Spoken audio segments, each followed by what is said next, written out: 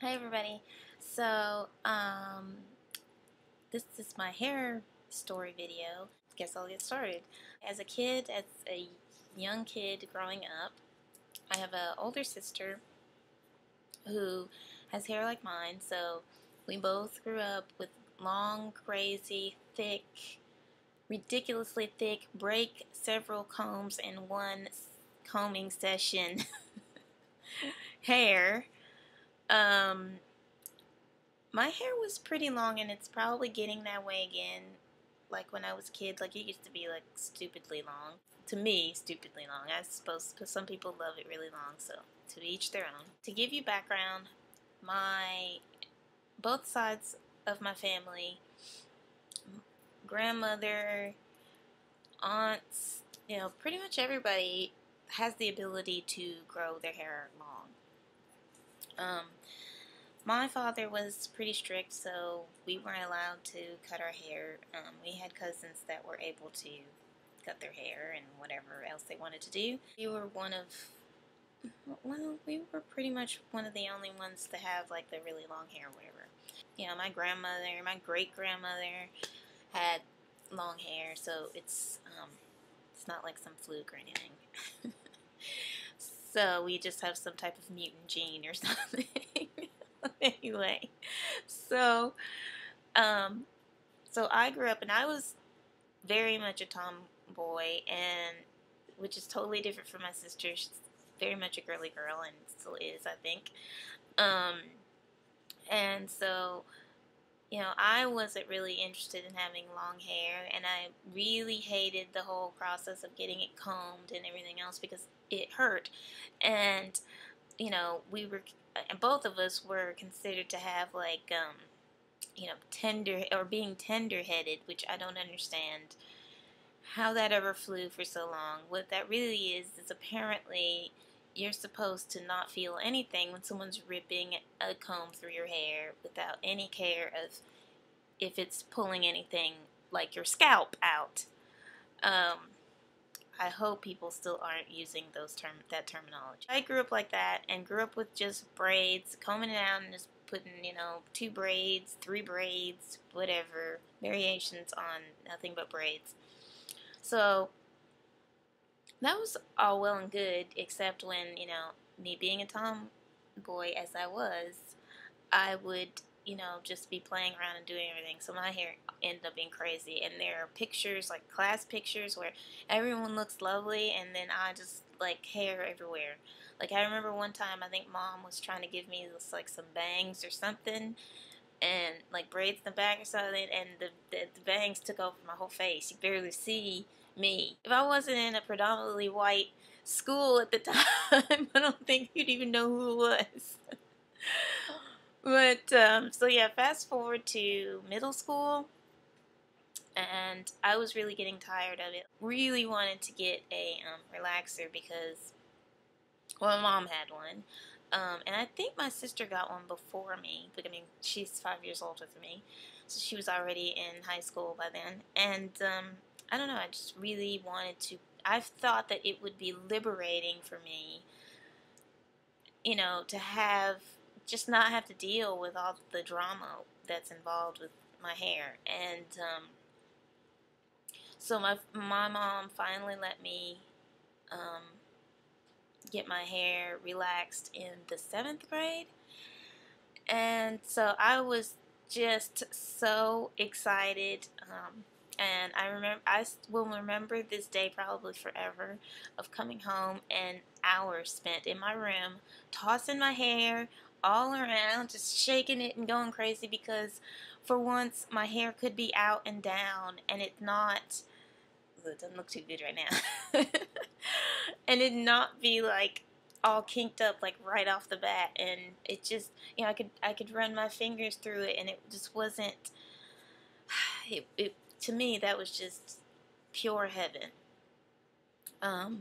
But the funny thing is that I think that was the only time that I've had a relaxer that my hair actually was straight, even like in, really straight. from then on, it like a relaxer, like I'd have super relaxer, like the super one, and it never really tamed my hair. Like it would be curly anyway, like as they were washing it or whatever, it would still be super curly, but it was just not as like it just wouldn't get so matted up. So so yeah, so I would go and you know, where we lived in a small town in Tennessee, we just went to like well, it wasn't even a salon, it was a woman who was doing hair out of her own home, which I mean, it's still a salon, she had all the stuff, but you know what I mean. And the second person we went to also did hair out of her salon, because I think the first one either moved or she quit, or I don't remember what happened. And by then I was getting the whole flack of, yes, you have lovely hair, like this is the double talk that probably always, I will always hear the double talk of, oh, you have lovely hair, you should never cut it. But then it's like, oh my god, so much work, and who wants to do her hair today, sort of thing. And this particular woman had like this huge missile shaped, can I even get it on screen, like it was huge long thing with a comb attached to the thing and a huge base to blow dry my hair, because she was just saying it's just too much work, and oh, it would take me forever, and oh, I don't think you pay me enough, and blah blah blah blah. So yes, I mean, I don't understand, to this day I do not understand how people think I'm going to go to a salon and then hear that kind of stuff. Like, as a grown woman now, there's no way I would want to be in a salon where you basically make me feel like I'm burdening you by coming into your salon and paying a lot of money for you to do my hair.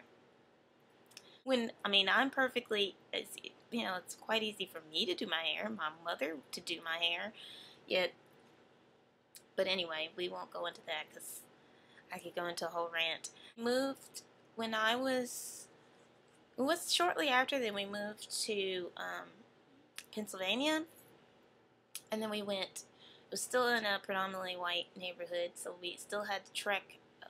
Now we had to trek like 30 minutes out of our way to get our hair done and retouched and all that stuff. And the same thing. I mean, they were really nice and all, but it was still like, they made it seem like it was so much work for them to do our hair, and it's just like, you know, it's not like you weren't paying it, you know. It's not like we weren't paying hundreds of dollars. I still never knew how to do my hair. I just basically went from my mom or my sister doing my hair, or relatives doing my hair, to the salon doing it. And in the meantime, I mean, I combed through it or put grease on it or whatever was told for me to do, but I didn't really know what I was doing. So that continued pretty much, I mean, I think that continued until I went into college. And then I decided I would start, because I met some friends at college who also did their own hair, so I thought I would attempt to start doing my hair. Soon after that, I started relaxing my own hair, just going to Sally's and picking it up and buying it. And I got, my mom was doing it too, and because it was a lot of money, and I was, you know, doing that much, and I got the curling iron, and, you know, did that kind of thing, and the blow dryer with the pick attachment, because, you know, that whole, people with the brushes and the hair dryer, that just seems like a lot of work. So so that's what I was doing. And it wasn't until I was married, and then I moved to Vancouver, which I am now in Vancouver in Canada, West Coast. I quickly realized I was basically in a place where there are not a lot of people with my kind of hair texture, and then I would probably have to start figuring out how to do my hair. So I would still get the relaxer. You can still get relaxers and stuff here. It's still Sally's here and all that stuff. Go through a routine of what I knew would work. But my hair was always just not doing what I wanted. I would frequently, once I got married and stuff, I would frequently cut like a lot off, and because I didn't want to deal with it. And it wasn't until, well, I would kind of play around and do what I could do. I got new dryers, got new curling irons, whatever somebody said might actually help. Nothing really helped. The last straw was 2004, um, when I went to, where was I? I went to see family, I think in Maryland somewhere. And they said there's this great, like, little school or whatever to get your hair done. So we all went. And they just totally tore up my hair. And then on top of that, they had the nerve to tell me it was because I needed another relaxer and it wasn't right, so it didn't take. But really, the woman didn't know what she was doing, and even my husband knew that, and he didn't know anything about hair, or at least my hair. And so that was just the last straw. I was really done with people for me not being able to do my hair, and B, to go to a salon, pay money, either a salon, a school, or whoever, and they don't know how to do my hair, and then make excuses about it, or make me feel like it's my fault somehow. I should have had this or whatever. I was done. I knew relaxers weren't doing it because my hair was still super crazy and curly and whatever, and just always frizzy and whatever else. And so I just said, forget it. No more relaxers. I'm going to try and deal with it on my own terms. And I mean, by then I had, for quite a long time been going more natural with a lot of things, the way I eat, the way I, the cosmetics I use, the skincare I use, all the different stuff, and just more eco-friendly and, all that stuff. So I just thought, forget it. This is it. I'm just going to deal with it as it comes. So I have to say, transition hair is like crazy hair. When you are transitioning out of relaxer hair, that is like nightmarish hair. Because this just doesn't know what it's doing, and yeah. So my hair grows pretty fast, so I just cut. I don't remember. I let it grow out for a while, and then I just cut to about shoulder length or whatever. And so all of the relaxer was off, and it just seemed to work. I realized that I needed to put moisture in my hair, and the right products seemed to work a lot better. It still took quite a few years to kind of formulate what I do now, where it stays for days on end without it just going all kinds of crazy in a straight form. And then I've already stated that this spring I will also probably be cutting it as well, because unlike a lot of people on YouTube, I'm not trying to keep long hair. It's nice and all, but I would really love to have like a wash and go and just walk out the door. I can't wash my hair and leave it in natural state and let it dry overnight, because it'd be drying forever. And in the cold weather, I don't know how people do it. More power to you. So that's my hair story in a rambled mess. So yeah, I just kept plugging away. I finally got the right flat iron. I'm telling you right now that all that ceramic technology and all that ionics technology, that stuff, I wish that stuff was around when I was growing up. Where was the stuff? Not to mention, we know more about how to deal with this texture, that it needs moisture, that it needs, it just needs to be treated more delicately and not just ripped out of someone's hair and just thrown in a braid or whatever. And yeah, there are many, many lessons to be learned